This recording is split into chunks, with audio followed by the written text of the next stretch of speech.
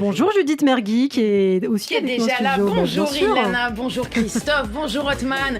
Eh ben écoutez, bon matin à tous, j'adore en plus le prénom Hotman qui... alors moi je croyais que ça voulait dire un homme chaud. Eh ben pas du tout en fait en arabe. Ça veut dire un jeune serpent ou un jeune dragon. Alors notre invité connaît peut-être Daenerys, c'est pas mal. Et puis un jeune dragon c'est chaud aussi. Bon Judith, au lieu de draguer notre invité, vous avez ce qu'on peut appeler je crois un tuyau boursier aujourd'hui. Oui, gros boom de l'action de la burqa à Kaboul. Tout le monde se rue sur la nouvelle collection. Hiver 2021-2022, tu peux l'accessoiriser d'un petit baillon en plus. Le modèle qui cartonne le plus sur le marché en ce moment, c'est la burqa FFP2 pour éviter le delta Liban.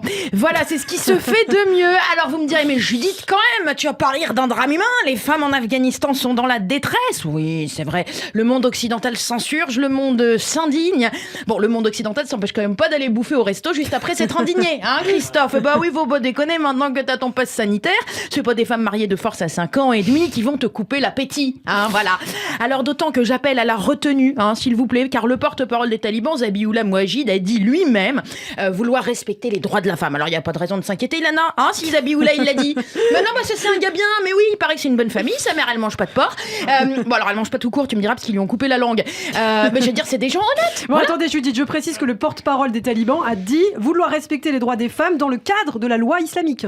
Oui, je pourrais étudier le journaliste, celle-là, mais en même temps, moi je m'attendais pas pour un taliban à ce qu'il s'appuie sur la loi bouddhiste, vous voyez.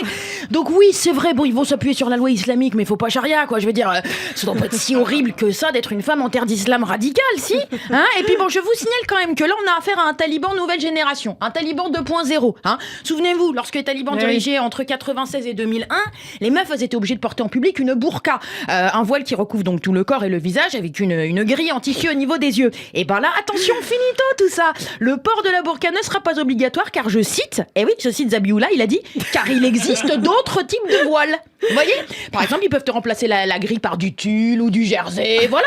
Et là de suite, mesdames, elles peuvent dire merci, parce que ça va donner une possibilité d'options sans fin, le lin, le crochet, bref, on va pas s'arrêter le programme. Le salon 2022 de la burqa va te proposer des défilés. Ah, je te le dis. Attention par contre à la chute sur le podium, parce que bon, ça aide pas la visibilité. Bon, et du coup, la propagande des nouveaux talibans annonçait aussi d'autres modifications du régime. Vous l'entendez, c'est la propagande. Propagande tout de suite. Qu'est-ce que vous êtes sceptique? Ça m'énerve parce qu'il y a un monsieur qui vient avec sa Kalachnikov vous dire qu'il veut un nouveau départ de paix et vous, Ilana, vous refusez de lui tendre la main. Ça, non, vraiment. Bon, tu me diras, tu fais bien quand même de pas trop lui tendre parce que des fois, il te la coupe. Mais, attends, il a quand même dit aussi, les femmes pourront recevoir une éducation du primaire à l'université. C'est pas du progrès, ça? Hein? Ouais. Bon, alors juste après, il a dit quand même que la première étape des talibans serait de détruire toutes les écoles et les universités. Mais bon, sur le principe, elles pourront étudier. Alors, ils vont te proposer la licence tagine et soumission. Voilà. On va avoir des filières techniques aussi avec couture et cuisine. Le fameux master comment satisfaire ton mari barbu de 75 ans, ton aîné. Voilà. Et puis, non, mais je vois pas à quoi ça servirait d'étudier les lettres ou l'économie parce que voilà, à la limite, t'apprends à faire du feu avec 2 cailloux et on sera bon. Voilà. Alors après, pour des nanas, il y a encore du suspense sur les petites fantaisies du quotidien, il faut savoir. Hein. Ouais. À l'époque, pour rappel, les femmes ne pouvaient pas quitter leur domicile sans être accompagnées d'un malham. Alors, je ne sais pas du tout comment ça se prononce. C'est pas grave, j'ai tenté un truc. Et c'est un chaperon masculin.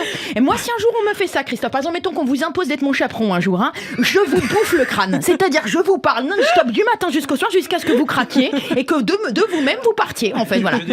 Bon, et oui, puisqu'on le rappelle, les flagellations et les exécutions, Judith, y compris les lapidations pour adultère, étaient pratiquées quand même sur les places des villes et dans les stades. Exactement. Et là, je dis, est-ce qu'il n'y a pas le moment de faire un petit business? Parce qu'il y a en ce moment les applications de paris en ligne qui n'arrêtent pas de grimper.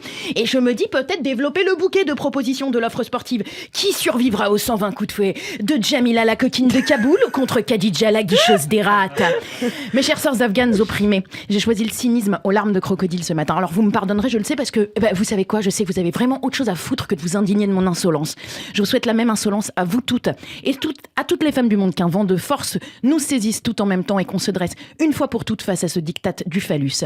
À vous mes frères afghans maintenant, si vous êtes le sexe si fort, il serait peut-être temps d'utiliser vos 2 grosses kaboules pour refuser le destin réservé à vos sœurs, vos femmes et vos mères. Merci les gars. Merci Judith Mergui et bravo Judith qu'on aura le plaisir de retrouver demain matin pour un nouveau billet que vous pouvez retrouver bien sûr en podcast sur notre site internet radioj.fr. Merci Judith.